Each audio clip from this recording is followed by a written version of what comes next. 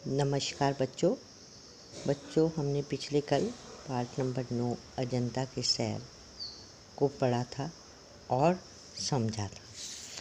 तो हमने ये जाना कि ये अजंता की गुफाएं कहाँ पर है, महाराष्ट्र में है।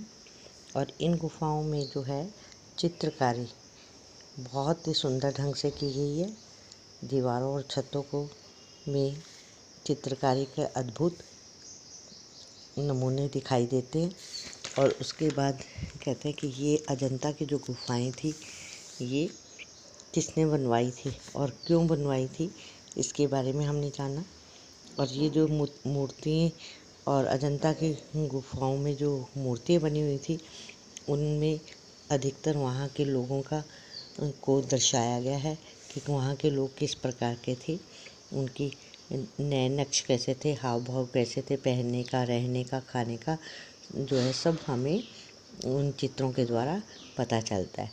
तो यहाँ पर ये भी बताया गया है कि ये चित्र जो है, ये मूर्तियाँ जो थी ये किससे बनाई जाती थी। पहले वहाँ पर चित्रों को बनाने के लिए खनिज पदार्थों का रंग खनिजों से बनाए जाते थे।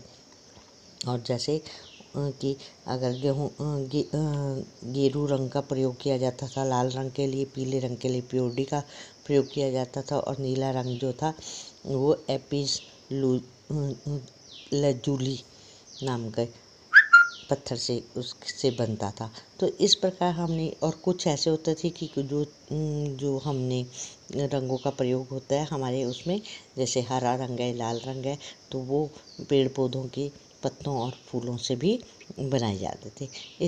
और ये चित्र जो सारे इनमें चित्रकारी बड़ी ही बखूबी बहुत सुंदर की होती थी। इन चित्रों को बनाने के लिए जो कलाकार काम करते थे वो अलग अलग तरीके का, अलग अलग उसमें प्रतिभाशाली होते थे।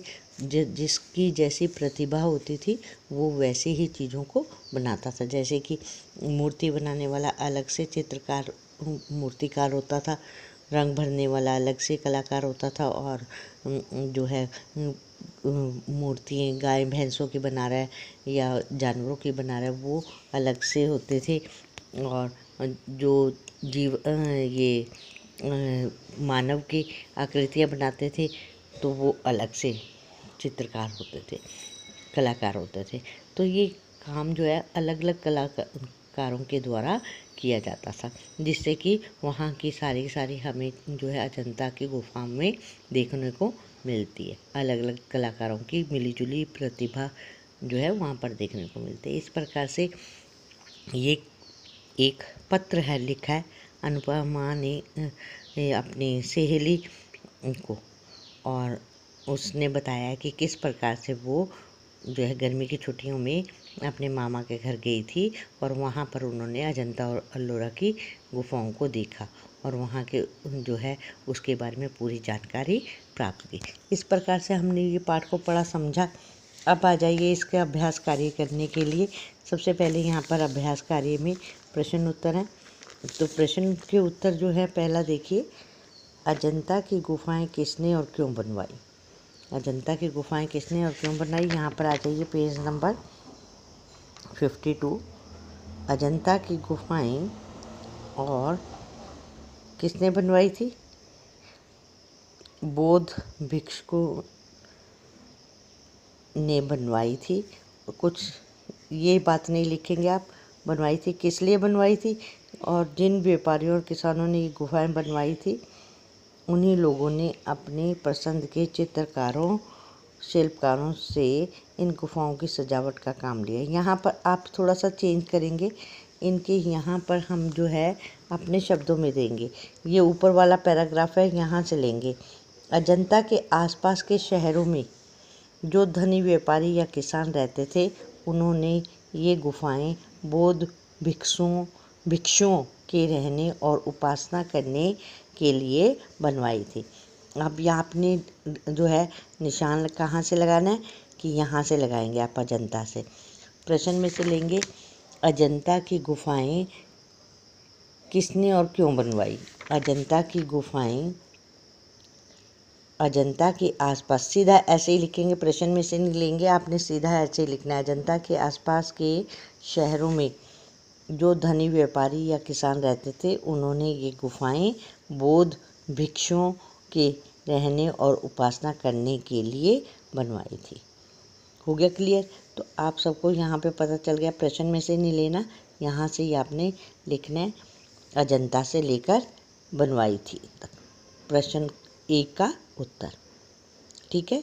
नेक्स्ट आता है प्रश्न नंबर 2, अजंता के चित्रों में नज़र आने वाले रंग इतने दिनों तक कैसे टिक पाए? इसको थोड़ा सा प्रश्न में से ले लेंगे हम। अजंता के चित्रों में नज़र आने वाले रंग इतने दिनों तक इसलिए टिक पाए क्योंकि वह खनिजों से बने थे। क्योंकि वह खनिजों से बने थे। यहाँ पर आप अपने बनाना है, ये मैंने बता तो दिया, अंडरलाइन यहाँ पर लगा लो। अजंता से बने चित्रों के रंग खनिजों से बने हैं, तो इसमें आपने अपनी तरफ से ऐड करोगे। कैसे करोगे? प्रश्न में से लेंगे आप, अजंता के चित्रों में नज़र आने वाले रंग इतने दिनों तक इसलिए टिक पाए क्योंकि वे खनिजों से बने थे। हो गया क्लियर? अब आ जाइए प्रश्न नंबर 3, उचित उत्तर पर सही का निशान लगाइए। सही का निशान लगाना है। यहाँ पर एक प्रश्न दिया हुआ है, 3 ऑप्शन है, विकल्प है इसके, और इन विकल्पों में से एक जो सही है उसके ऊपर आपने सही का निशान लगाना है। पहला है क, अनुपमा दशहरे की छुट्टियों में कहाँ गई? ऑप्शन इसके विकल्प है चेन्नई, शिमला या महाराष्ट्र। अब सही हमने पाठ में क्या पढ़ा था? महाराष्ट्र। महाराष्ट्र के ऊपर सही का निशान लगाएंगे। नेक्स्ट आ जाएगा ख, अनुपमा सपरिवार अपने मामा जी के घर कैसे गई? इसके विकल्प है बस से, रेलगाड़ी से, हवाई जहाज़ से। किससे गई थी? रेलगाड़ी से। तो आपने रेलगाड़ी के ऊपर सही का निशान लगाना है। सॉरी।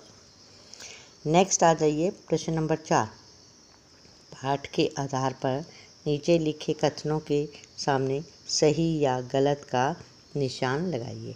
आपने ये पाठ पढ़ा, समझा, तो आपने ये बताना है कि ये कथन जो है, ये जो वाक्य हैं वो कौन सा वाक्य गलत है। तो गलत है तो उसके आगे आपने गलत का निशान लगाना है, और जो सही है उसके ऊपर सही का निशान लगाना है।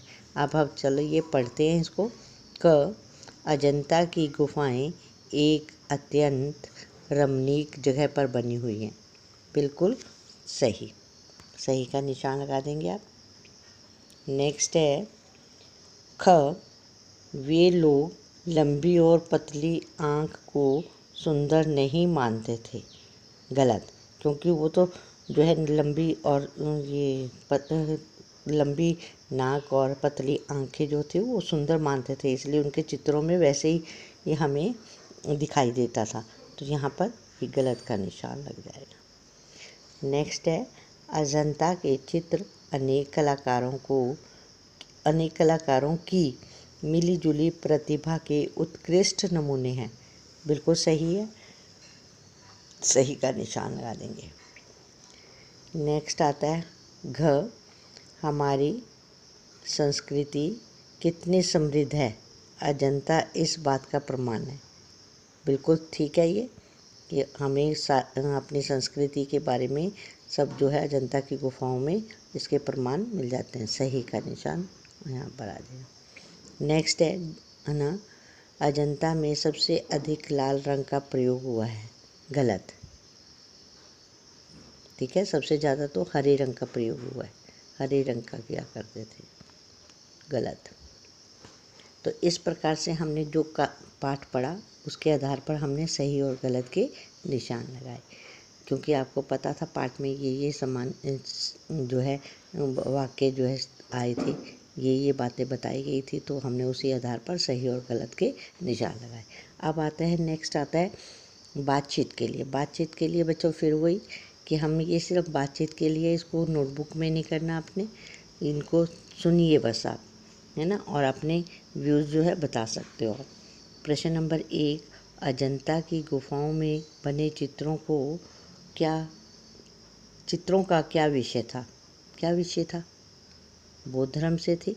इन चित्रों को देखकर क्या पता चलता है कि उस समय जो है नाग जो तीखे नैन नक्श को अच्छा माना जाता था और उनको मानव आकृतियों के द्वारा दर्शाया गया था। ठीक है ना। तो यही बातें हमें देखकर पता चलती। दूसरी बात है प्रश्न नंबर 2, आप अपने घर कमरे की दीवारों को किस तरह सजाना चाहते हैं। कैसे सजाना चाहते हैं। चित्रों के माध्यम से सजाना चाहते हैं, पेंटिंग्स लगा देते हैं आप, है ना, या बड़े बड़े चित्र लगा देते हैं, या फिर जो है आप पोस्टर का प्रयोग करते हैं। ठीक है, तो इस प्रकार से हम सजा सकते हैं। नेक्स्ट आता है आपको किस तरह की जगहों पर जाना पसंद है और क्यों। कहाँ जाना पसंद है आपको। जहाँ पर अनोखी चीज़ें दिखाई देती हैं, जैसे आप अजंता अलोरा की गुफाएं देख रहे, या फिर पहाड़ी इलाकों में जा रहे, या फिर कोई और जो है अद्भुत जहाँ पर चीज़ें हैं वहाँ पर जाना पसंद करेंगे और उनके बारे में जानकारी लेना पसंद करेंगे। तो इस प्रकार से बच्चों हम जो है हमने ये बातचीत के माध्यम से इन प्रश्नों के उत्तर दिए। अब नेक्स्ट आगे देखिए प्रश्न नंबर 4, अजंता की सैर पाठ पढ़ते पढ़ते आपको भी अपनी कोई छोटी या लंबी यात्रा याद आ रही हो तो उसे कक्षा में सुनाइए। अब बहुत बार आप जाते हो हॉलीडेज़ में, अवकाश के समय में, छुट्टियों में, और वहाँ पर जो है आप बड़ी अच्छी अच्छी चीज़ें देखते हो। तो आप कभी गए हो ऐसी जगह पर घूमने के लिए और आपने वहाँ पर क्या क्या देखा उसके बारे में आप बता सकते हैं। ठीक है, तो इस प्रकार से हमने यहाँ पर ये सारे प्रश्न बातचीत के माध्यम से पूरे किए। नोटबुक में नहीं करने हैं। अब आ जाइए अनुमान और कल्पना। अनुमान और कल्पना ये आपके अपनी सोच है, इसमें कोई भी जो है गलत नहीं बात होती। तो ये बातें जो है हम कोई भी कैसे भी सोच सकता है। तो हर तरह की बात जो है हर बच्चे की सब तरह से ठीक है। तो यहाँ पर पहला प्रश्न आता है सांस्कृतिक धरोहरों के साथ लोग किस प्रकार का व्यवहार करते हैं। इसे हमें किस तरह का व्यवहार करना चाहिए नीचे दी गई तालिका में भरिए। अब आपने देखा होगा हम बहुत सारी जगह पे जाते हैं, जैसे कि दिल्ली में ही हम जाएंगे कहीं पर, हम कुतुब मीनार देखने जा रहे हैं, जामा मस्जिद देखने जा रहे हैं, या और चीज़ें देखने जा रहे हैं, और आगरा में ताजमहल देखने जा रहे हैं। तो हम वहाँ पर जाकर जो है ना वो बड़ी छेड़छाड़ नहीं करते हैं, उनके साथ गंदगी फैलाते हैं और कहीं पोस्टर लगा देंगे, कहीं दीवारों में कुछ लिख देंगे, ऐसी उल्टी सीधी हरकतें करते। तो उसके बारे में बताया कि हमें लोगों का व्यवहार वहाँ पर कैसा होना चाहिए, कैसा होता है ना, और मेरा व्यवहार क्या है, आप क्या सोचते हो, उसके बारे में लिखना है। जैसे यहाँ पर एक उदाहरण दिया है, दीवारों पर अपना नाम लिखना, कि ये सबसे गंदी बात है। लोगों का व्यवहार है कि अपने दीवारों के ऊपर नाम लिख देते हैं। दीवारों पर थूकना, है ना, थूक देते हैं, वो इधर उधर गंदगी फैलाते हैं। जहाँ देखा वहीं पर खाना, कोई चिप्स खाया और उसके जो है रैपर को वहीं पे फेंक दिया, है ना। पत्थरों को कुदेरते यानी कि खोदना, पत्थरों को किसी नुकीली चीज़ से खोदना शुरू कर देते हैं, नुकसान पहुँचते हैं ना ऐसे चीज़ों से। अगर ऐसे काम करते हैं तो हमारी धरोहर को, जो हमारी ये चीज़ें हम जो देखने गए हुए हैं, जो इतने सालों से हमारे पास जो है संजोई हुई है, हमने इनको संभाल कर रखा हुआ है, वो ख़राब हो जाएगी और फिर जो है उसके लिए जो है मुश्किल हो जाती है उसको ठीक करवाने के लिए। तो कहता है कि जब हम कहीं पर भी कहीं जाते हैं, कोई ऐसे ही जगह पर जो देखने योग्य होती है, तो उसे हमें दूर से ही देखना चाहिए। दीवारों पर पोस्टर लगाते हैं, कहते हैं जो है कई लोग तो दीवारों के ऊपर ही पोस्टर लगाने लग जाते हैं जहाँ पर हम जिन चीज़ों को देखने जाते हैं। और अब इसके बाद ये तो लोगों का व्यवहार था, अब अपना व्यवहार, मेरा व्यवहार कैसा है कि मैं दीवारों पर नहीं लिखती हूँ, दीवारों पर थूकती भी नहीं है, इसके बिल्कुल विपरीत आ जाएगा। गंदगी नहीं फैलाती, पत्थरों को नहीं कुदेरती, दीवारों पर पोस्टर भी नहीं लगाते। इस प्रकार से हमने दोनों की कि लोग क्या करते हैं और मैं क्या करती हूँ, कि लोग उल्टे सीधे काम करते हैं वो मैं बिल्कुल नहीं करता या करती। तो आपने इस प्रकार से ही देखा कि हमने जो है अपने व्यवहार के बारे में और लोगों के व्यवहार के बारे में बताया कि जब हम कहीं पर भी जाते हैं, जो सांस्कृतिक धरोहर है हमारी, उन्हें हम किस प्रकार से और आकर्षित बनाते हैं और उनको संभाल कर रखने की कोशिश करते हैं। तो बच्चों, आज हम यहीं तक अभ्यास कार्य करेंगे। कल फिर हम मिलेंगे। तब तक के लिए नमस्कार बच्चों।